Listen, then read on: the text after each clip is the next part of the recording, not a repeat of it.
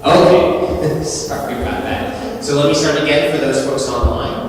Thanks for joining us. Again, my name is Subir Sahu. I'm the Vice President and Dean of Student Life here at Drexel, and it's really a privilege and an honor for me to introduce Michael Carroll, who is here with us today. As I'm sure all of us can attest to as members of the Drexel community, Drexel is very fast-paced. The 10-week term can be a lot, and something like mindfulness is a critical component of ensuring that our community is in a good place so that Drexel as a whole can really strive for all it achieves to be. So a little bit about Michael, which I want to read to you.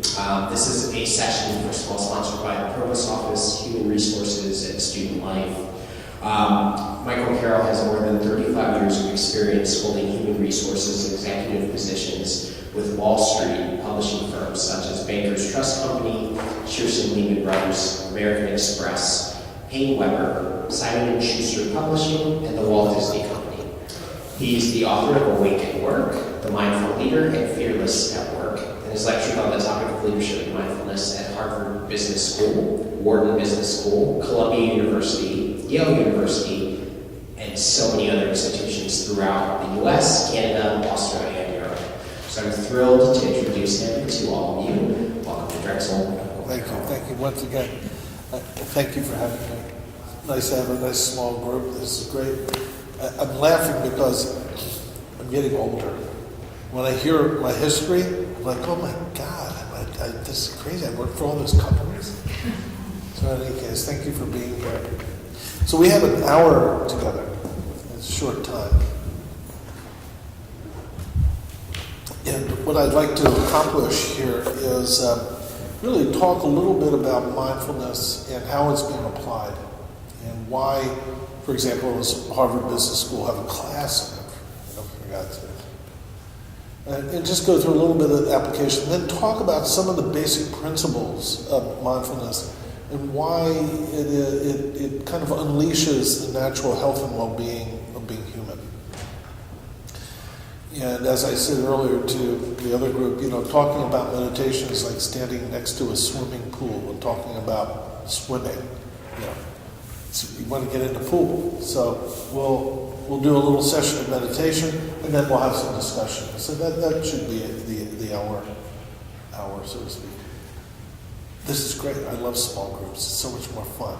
So what do you do for the university? I work for the Honors College in the Center for Scholarly Development. What kind of development? Scholarship? Scholar development. So I help students apply for fellowships, competitive external opportunities. That's pretty cool.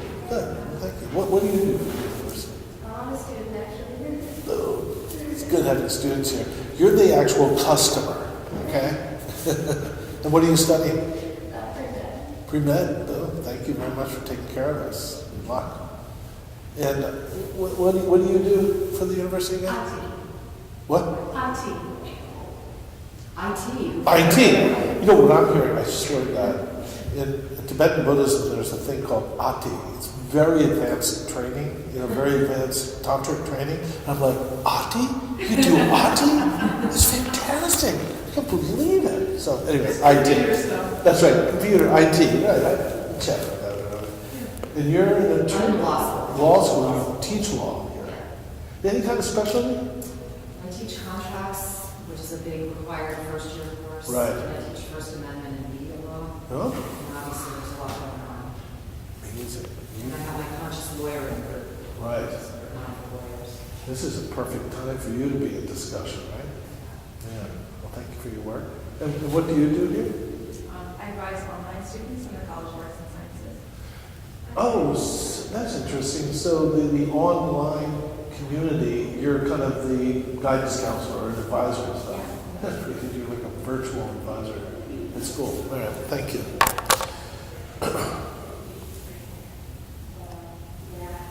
So a little bit about mindfulness. How many people meditate here? People have practice. That's the typical kind of answer. I kind of practice a little bit. So maybe some of this is redundant, but I'll give it to you anyway. My background is I've been practicing this discipline for about 45 years, and I'm trained in a particular style of mindfulness awareness meditation that comes out of Tibet. so I have a particular style. Back in the 70s and 80s, you would never tell anybody you're a meditator. You'd be like, relegated to the kids' table, So it's very fascinating now that this is mainstreamed, And how did it become mainstreamed? Right? So are you familiar with how with John Kabat-Zinn's work?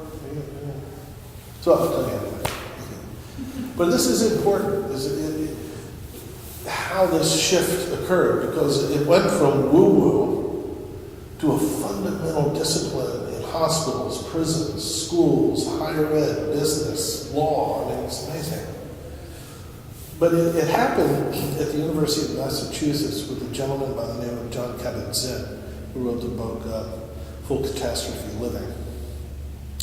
But it's a fundamental move that really shifted everything. He was he's a biologist, and he was aligned with the cancer group at the university. And a certain group of people who were going through chemo, experiencing an enormous amount of pain. And I apologize for characterizing someone's pain and not having gone through it, but nonetheless, this is what I've been told.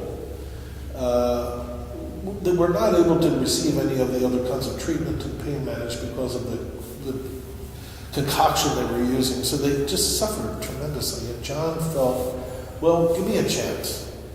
Let me see if I can teach them how to meditate and use this mindfulness. And I theorize that their pain will go down. And by the way, this is all we're talking about, which I love doing in front of everybody, business people, particularly business people. This is all we're talking about. That's it. We're not talking about anything special. It's just, that's it. So to make a long and actually very profound and defining the story short, what John found was that by training these cancer patients in this practice, that their pain went significantly down. They reported that they had less pain.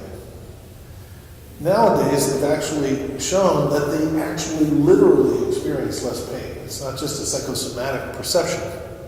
The brain actually experiences less pain. Now, why is that? Why, by doing this, can we experience less pain? Essentially, what John found there, and this is kind of a fundamental principle in the application of this discipline, is that when you resist pain, you amplify it. And in the practice, you're trained to actually open to your experience and touch it, rather than sort of strategize your way through it. And what they found was when John trained these, and they still do this, this discipline is used in pain management clinics, worldwide. You train the mind to actually gently touch your physical distress. And when you gently touch your physical distress, you can move through it rather than amplify it. And this is kind of almost revolutionary, to medicine, because medicine tends to want to throw a drug at it or some therapy at it. Whereas what John was positing is that we actually have a fundamental move that is healthy if we just give it a little space. So this was the first. This was what lit the fuse. That scientists started going, excuse me for that. Let me just get straight. You sit still and your pain goes down? That's not possible. Let's replicate it. It works. It's amazing. So that was the beginning. It really is coming through medicine, the field of medicine.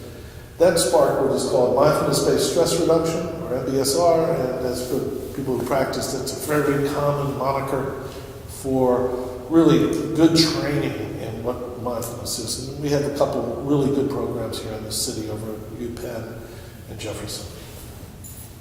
But it's actually grown even more significantly outside of the health field into many, many areas. I just want to accent on a few.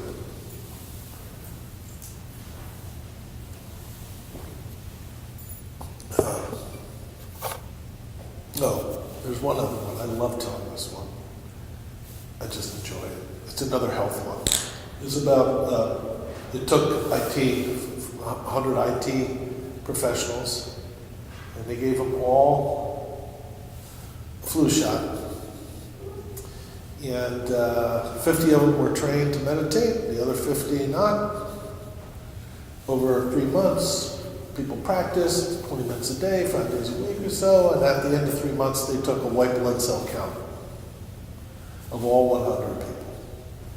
100% of the meditators had significantly higher white blood cell count to resist the flu than 100% of the non-meditators.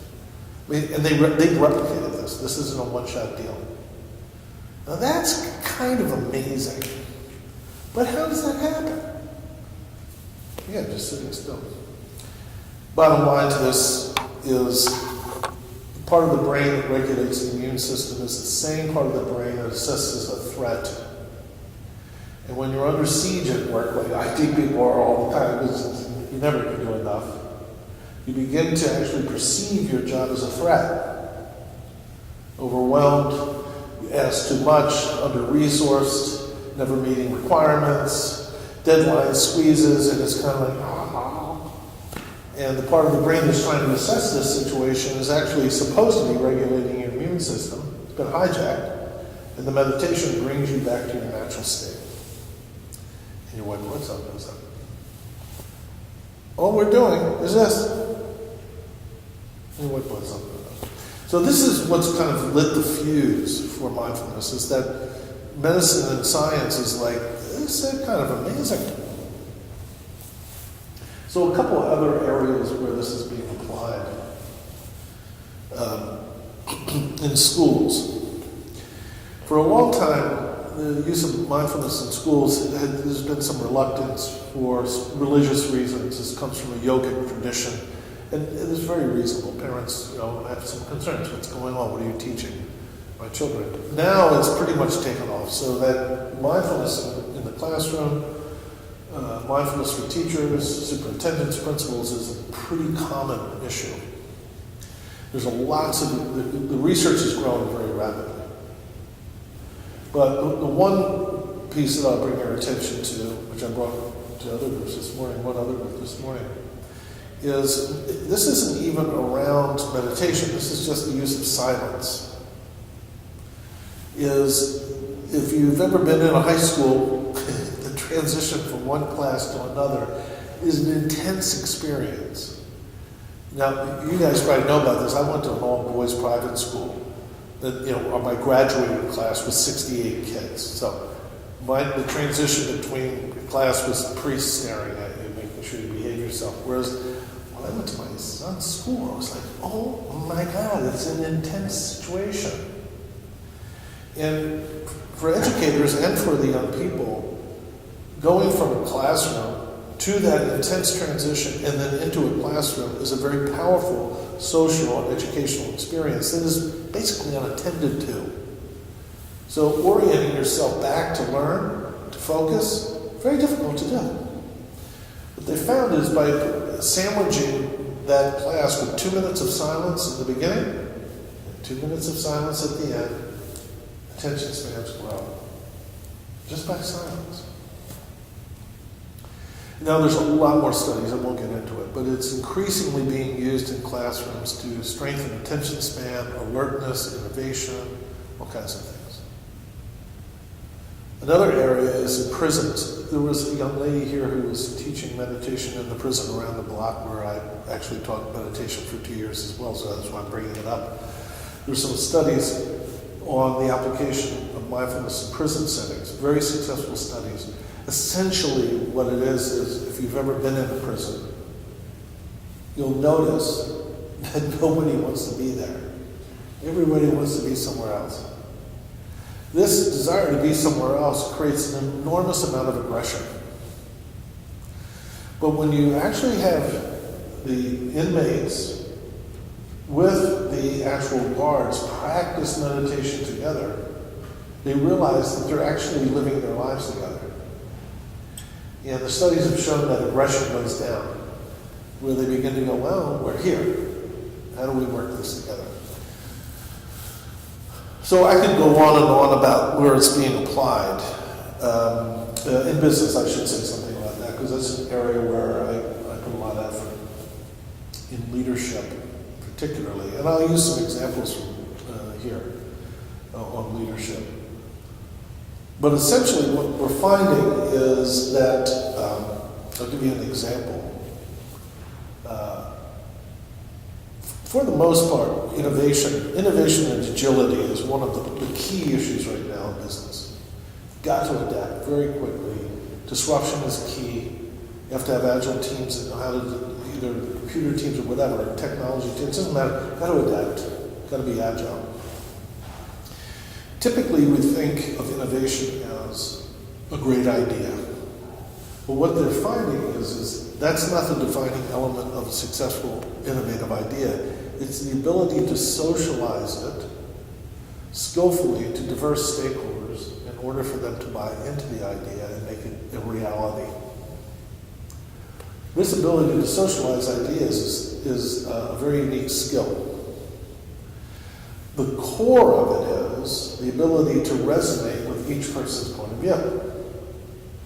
So a CFO has a much different lens on the situation than, let's say, a customer or a technologist. Your ability to get inside those people's skins and see the issue from their point of view so as to present it in an appetizing way is a key skill. The meditation cultivates that. Be happy to explain how that works later. If you'd like to know, I can illustrate it for you. But it does. And I'll show you how it works. But remind me. Yeah. Remember you told me? I'll remember. So this is why businesses are interested in this. Is because innovators who practice demonstrate an agility that others who don't demonstrate.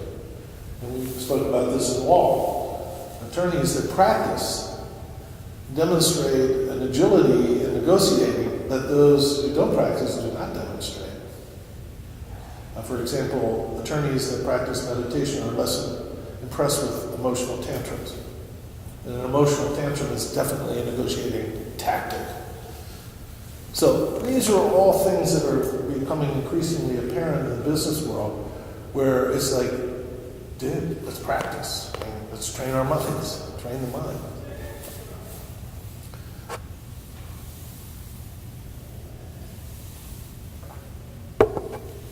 So this all sounds great, but how does it work?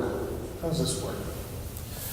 So I'd like to illustrate just a couple of principles.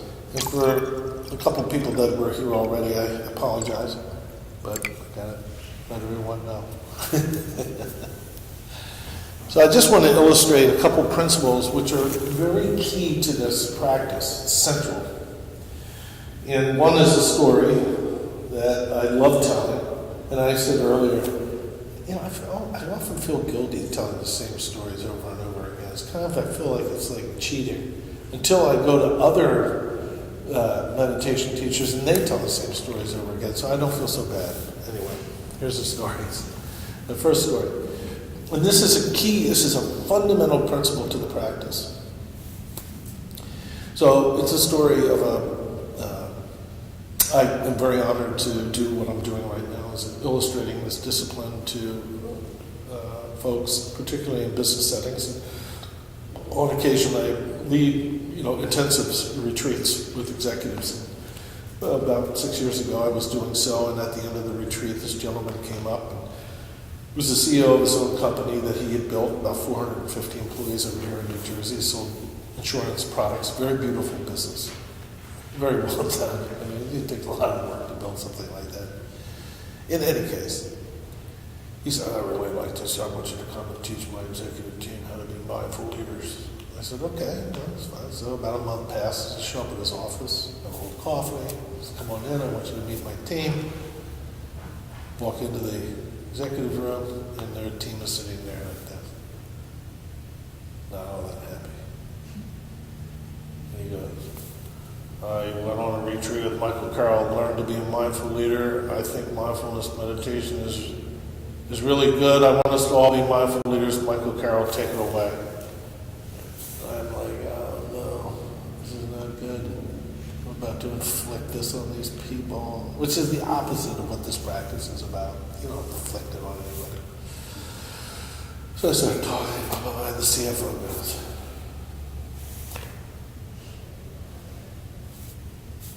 excuse me, is there a bottom line here? Does this mindfulness thing have a bottom line? Which is a good question for a CFO to ask, for God's sake. I said, yeah, there is a bottom line. Let me show it to you. Instead of me telling you, let me show you. So what I did, it's very simple. I just did this.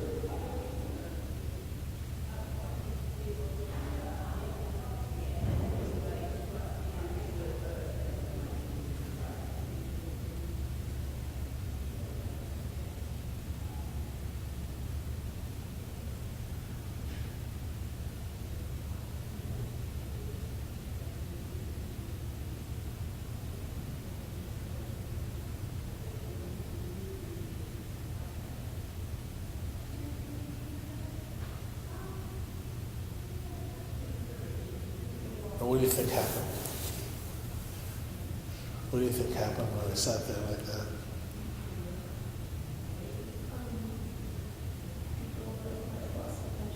What's that? People may have lost attention. Yeah, something like that. You got very nervous. It was a closer room than this.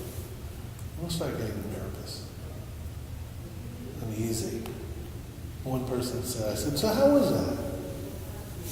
One person said, oh, I was good. I'm kind of uncomfortable, a little nervous. And the other person said, well, I thought your presentation was starting to unravel. But why do I tell this story? And why have I told it? Probably hundreds of times. Because it illustrates a fundamental element of this practice. What we're talking about is 60 seconds of psychological space. So, and what happens is we tend to panic. There's a tendency to be uncomfortable and restless about this experience that we're having. Now, from the point of view of mindfulness meditation, this discomfort is extremely important to explore. Because the question that it poses is, can we be comfortable in our own skin? Very simple. This is very simple stuff. Very direct. Can we be just comfortable just sitting here? But what we notice is if we do sit here, we don't feel comfortable. We feel restless. And we'll see in a moment with the meditation that there's a sense of uneasiness. Now, normally we come to meditation and everybody's like, I'm going to do meditation. It's going to be stress-free. It's going to be wonderful, blissful. And what happens, unfortunately, is then we start closing whatever, we play music, we do all this kind of stuff to give ourselves the impression that everything's good. That's not what the meditation is about. It's not about trying to be comfortable in our own skin. It's discovering that we are. This is a difference.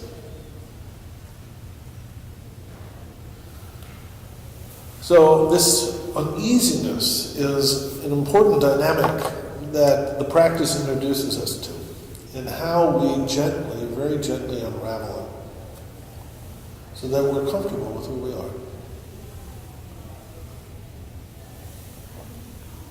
Now, science is investigating this discomfort. The yogic tradition has been exploring it for thousands of years. But science now is beginning to study it.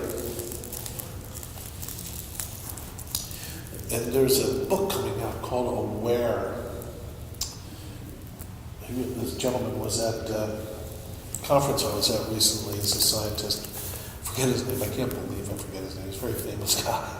But nonetheless, he's done a lot of research on the part of the brain that is constantly, why is it we're uneasy? But there's one piece of research that I would like to bring your attention to by a social researcher at Harvard by the name of Killingsworth. Essentially what Killingsworth has found is that on average we spend about 50% of our time thinking about something other than what we're doing. But here's where the key issue is. The 50% when we're spending time thinking about something other than what we're doing, 80% of that time, what we're thinking about is more distressing than the experience that we're having. We're actually authoring the very distress we're seeking to avoid. Later, when I get to the innovation issue, this is key. That the agility of the mind comes from not believing your story, is being able to distinguish the story you're telling yourself from reality. Normally, we don't make that distinction. These are very nice flowers, and this is an ugly piece of paper. See what I mean? These are not nice flowers, and that's not an ugly piece of paper. Before I came up with those notions, there's something else happening, which is an experience. Right? I really like you. We've had some great conversations. In fact, I have a lot of affection for you, and it's growing every minute. You, though, I'm very suspicious of you. I've heard about you before you got here. And that's true. So even that attitude, right?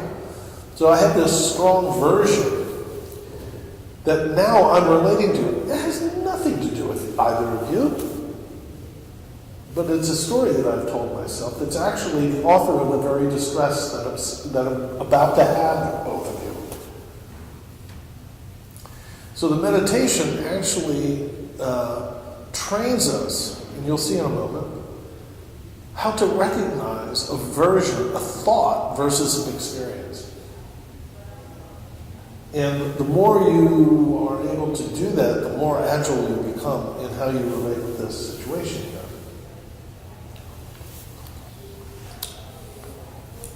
Let's go a little further into this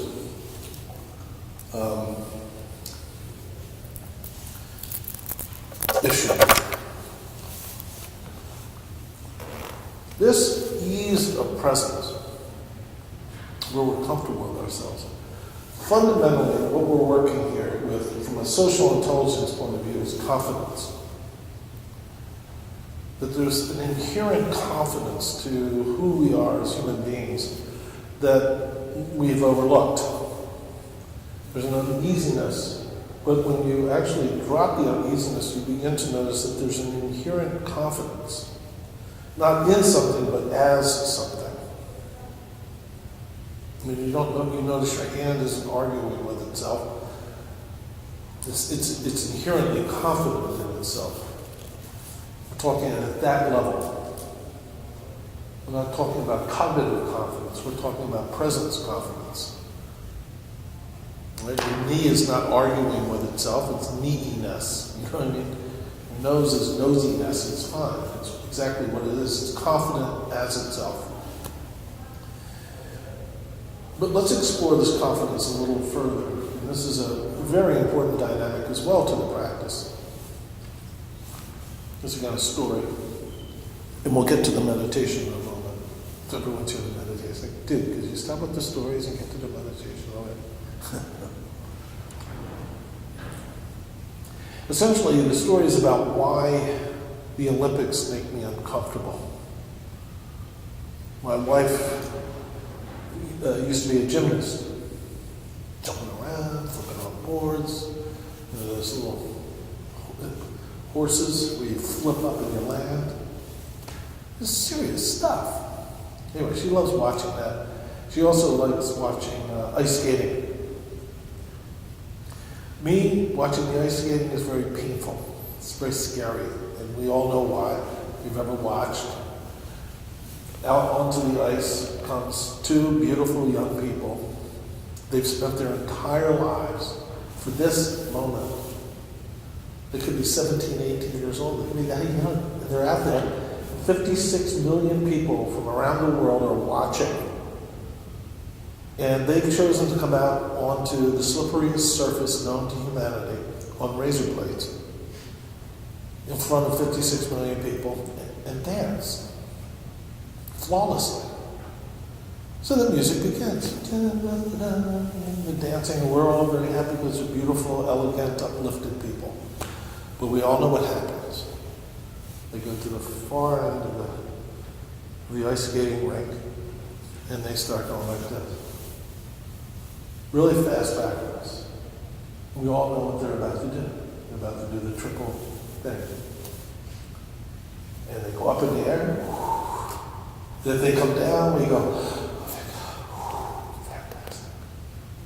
And if they fall, we go, oh, that's Mary, the girl that fell at the Olympics Smith. That's her name for the rest of it. There's a sense of, oh my God.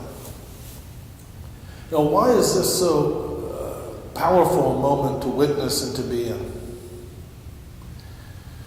Is because these two beautiful young human beings have chosen to be completely vulnerable, completely exposed.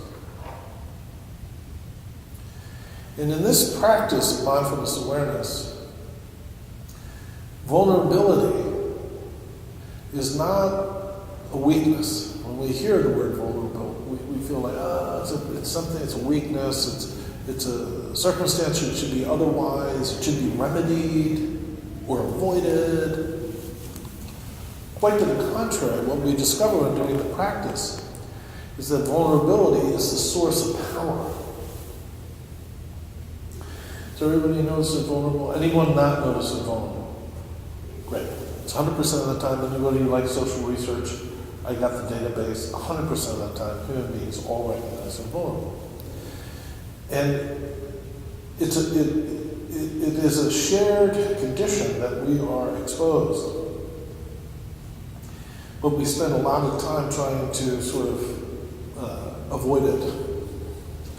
When you do the practice, you begin to lean into this sense of vulnerability, not from the point of view of weakness or shame, but from the point of view of a highly sensitive tenderness and openness to your world. This tenderness is extremely intelligent, very, very alert. And the best way I can sort of explain this in the martial arts. If you've ever done the martial arts or worked with a great martial master, he or she doesn't walk into the room. They walk into the room like this. If you've ever experienced it, they walk into the room, they're completely open, completely alert. They know exactly what's going on in the room. If they're really disciplined, they know how many people are in the room, they know who just came in, who just left, everything. They're in tune. So when we talk about vulnerability, we're not talking about any kind of... When these two young people go out there and fly around, and they're not going, oh, it's so vulnerable. It's confidence. Confidence and vulnerability are actually wedded. They're fundamentally the same thing.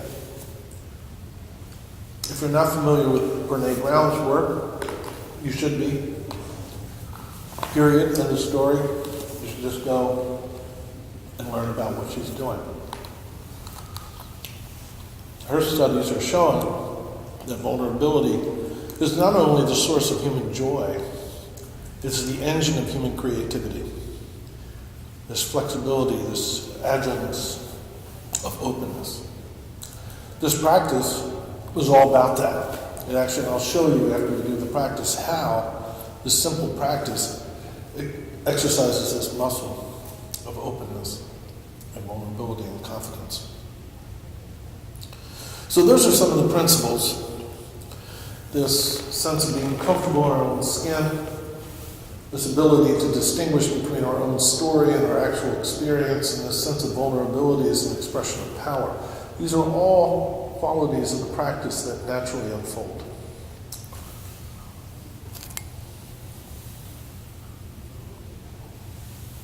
So let's jump into the pool. So we're going to do a short session of meditation, and if you'll take, I'll give you some instructions. The first is posture. This chair that we're in is, it's okay. It's solid, but there's a tendency to slip back into the chair. In this case, you'll sit in the chair as if you do not have a back on the chair. Secondly, you need to have your knees below the crease of your waist. In my case, my legs are longer, and I would say that's true for you too. What is your name? Kelly. Kelly, I think you're in a similar situation. So you're going to want to just kick your knees back. Normally, you want to have your feet flat on the ground, but because of these chairs, for the short period, you're going to do it this way. The hands are placed very simply. There's a crease in the back of the neck that you need to adjust to, which means that you pull your chin in ever so slightly. In this style of meditation, the eyes are open. The mouth is not tight, jaws loose, mouth slightly open, stomach straight. The eyes are open and the gaze is gentle. We're not focusing on anything. There's just a gentle, general clarity. So we'll sit like this for a moment.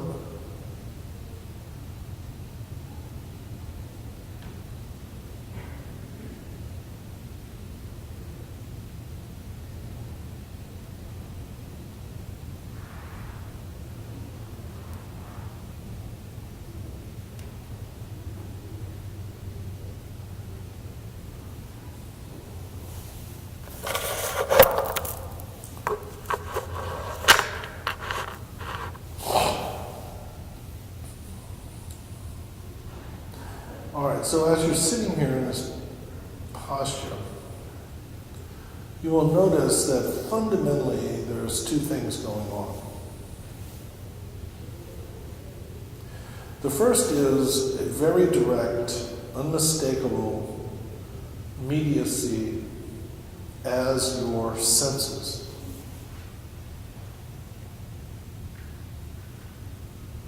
You can hear some slight movements. You can hear faint sounds of the voices of our neighbors. You can see the texture of the rug and feel the pressure of your hands on your legs. You can feel the cloth on your skin from your clothing.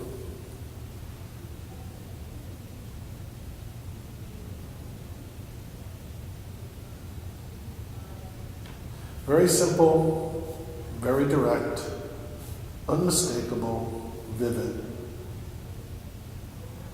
Being in the room as your senses.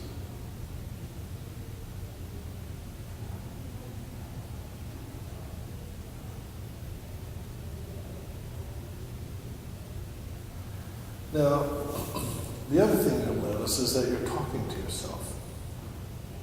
There's a commentary. We're quite familiar with this commentary. Very personal. The commentary can be about anything. From the point of view of the practice, it doesn't matter. It could be meandering, it could be rushed, it could be angry, it could be happy. So there's no particular problem with these two experiences. In fact, in this meditation, it's exactly what we work with. And the way we work with it is as we're sitting here in this posture, sitting here in this room, as soon as you notice that you're thinking, as soon as you notice, you deliberately recognize that you're thinking by saying to yourself silently, thinking, and bring your attention to your breathing. And you attend to your breathing not so much as a mental exercise as it is a physical attending. You may feel your torso moving slightly as you breathe.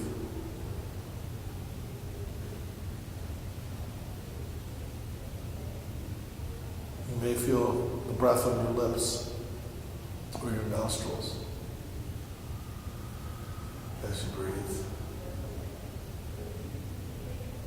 And you very gently just attend to your breathing, keeping your attention on your breathing.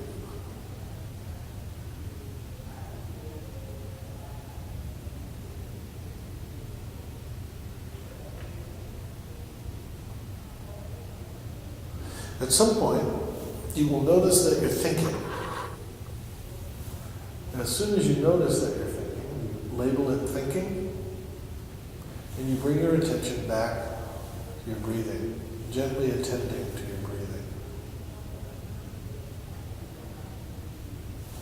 So we'll do this for a short period of time, and I'll begin and end the session with the ring of the bell.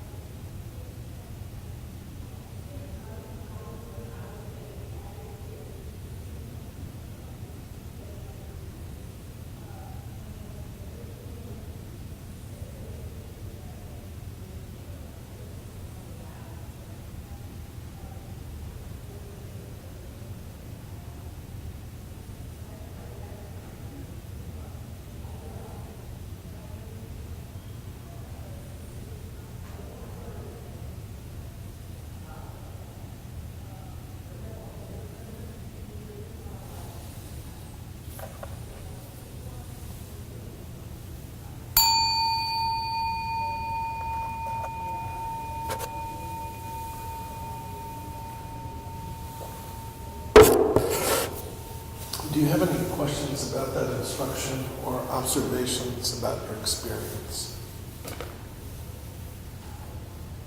It's definitely harder in the afternoon than it was in the morning. Harder in what sense? I think I'm just more drained, so that we were talking this morning about that keeping up with your thoughts is exhausting, and then once you let go of trying to keep up with your thoughts, you're just sinking into the exhaustion. I think I had a little more buoyancy to sink into this morning. And it's definitely go. Yeah. This is important, what I'm about to say. It doesn't matter either way. What matters is that you noticed. That's not a minor detail here. That you noticed. Whether your meditation is good or bad is basically irrelevant. What's relevant is that you noticed. Our experiences as human beings is it permanent. Nothing stays the same.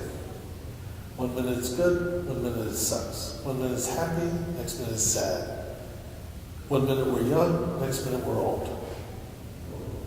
So the issue isn't to try to make the display of our mind or the display of our lives behave themselves. You may notice we don't have much control, right? What we're working with here is what is noticing this. That's what we're training. Mindfulness is fundamentally the stabilization of the attention. That's all it is. Very boring stuff. Does everyone know it's boring? Very boring. All it is, very simply, is can you place your attention on an object, keep it there for as long as you would like, and do it whenever you want to. That's it. Simple, no woo-woo, no nothing. Now, once you stabilize your attention, then mindfulness can shift into what's called awareness. Awareness is where the mindfulness discovers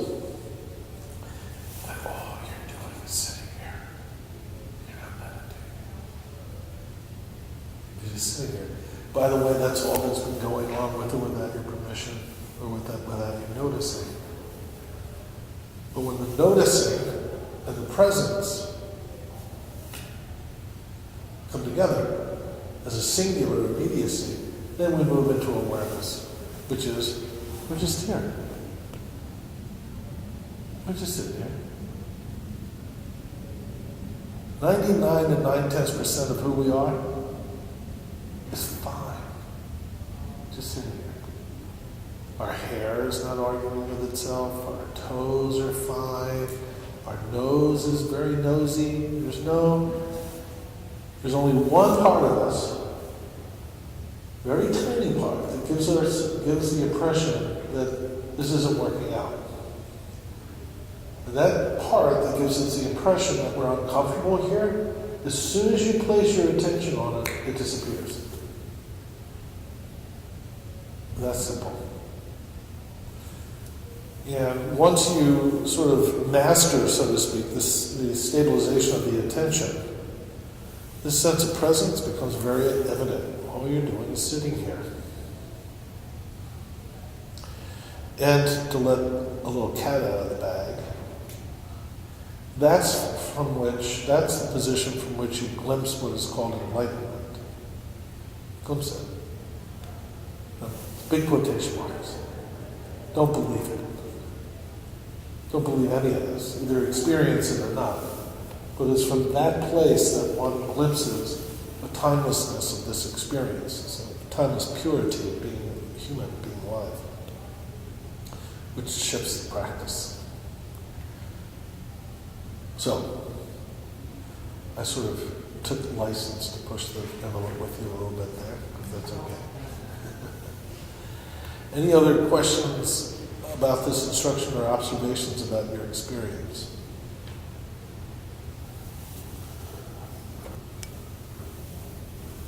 can see that hand just about to go up.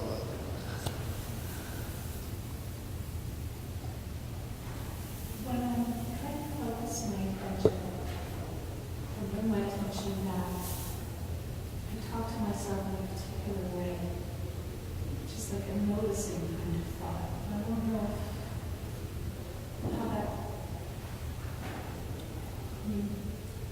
is that a thought to welcome or a thought to... You don't want to over-engineer the process. You know, you can make a project out of this too much. The issue is, and if you do the practice a lot, whatever little hiccup might be in there will fade away. And it will fade away in the boredom of it, But the real essence is the ability to notice that you're thinking and escort your attention back and stabilize. That's it. The reason why we're using very little technique here is because you're going to drop that technique. You're going to find that you don't need to label a thought. As soon as you notice you're thinking, you're back. You're here. So, in the beginning, you need to have some levers to train the attention to shift. So you label and escort, label and escort, and stabilize. So all of these little details fall away from the project eventually. Any other questions about the instruction or observations about your experience? Or do you go back to that innovation? Right. Okay. So, essentially, the innovation element has to do with what's referred traditionally to as fixed mindsets. And what happens, and this is generally true for human beings, but in business it's pretty solid. If you're a CFO, for example, everything's a number. Everything basically comes down to, is it in the budget? Did we plan for it? Is it on target, off target? Right? And you actually can get frozen into that as a fixed mindset.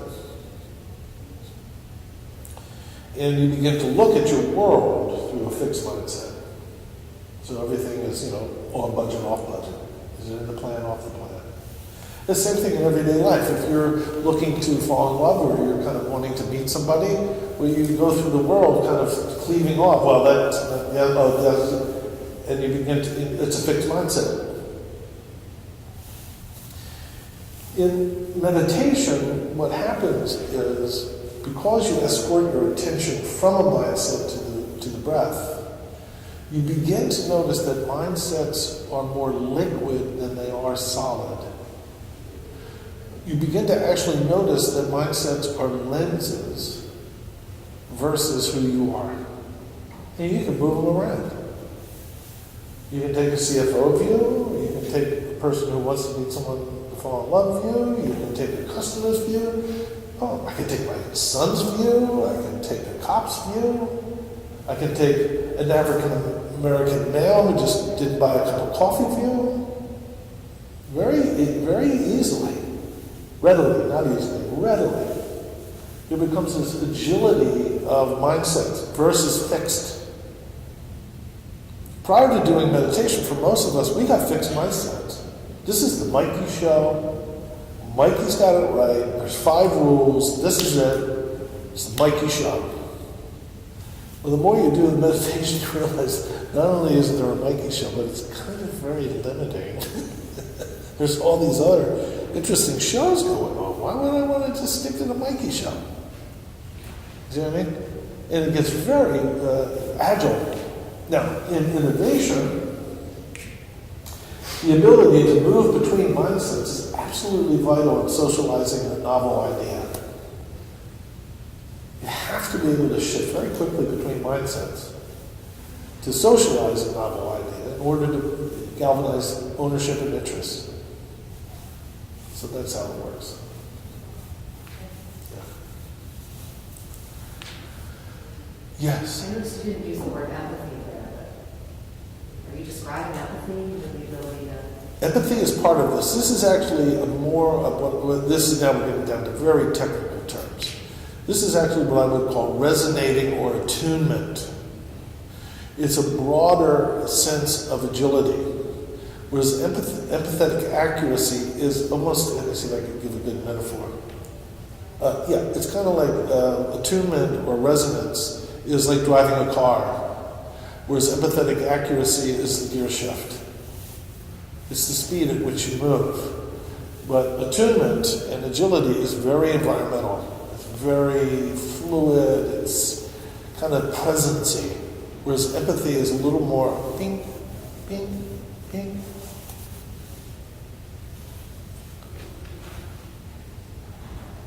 Any other final remarks? Did anyone come here for a Pilates class? Got into the wrong room? All right.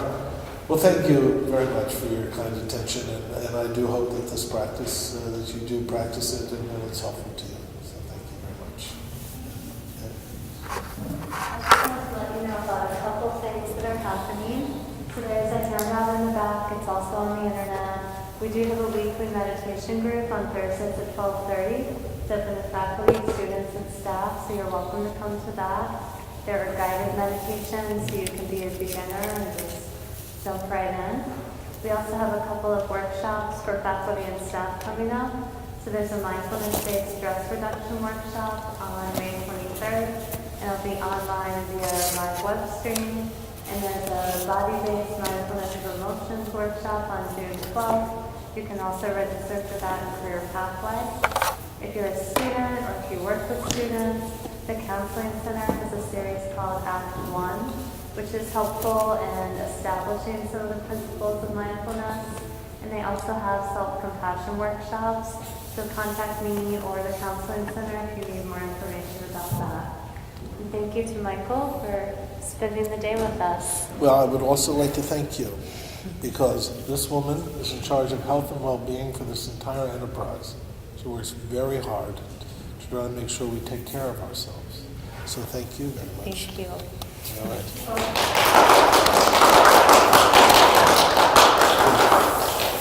Good. Enjoy your day.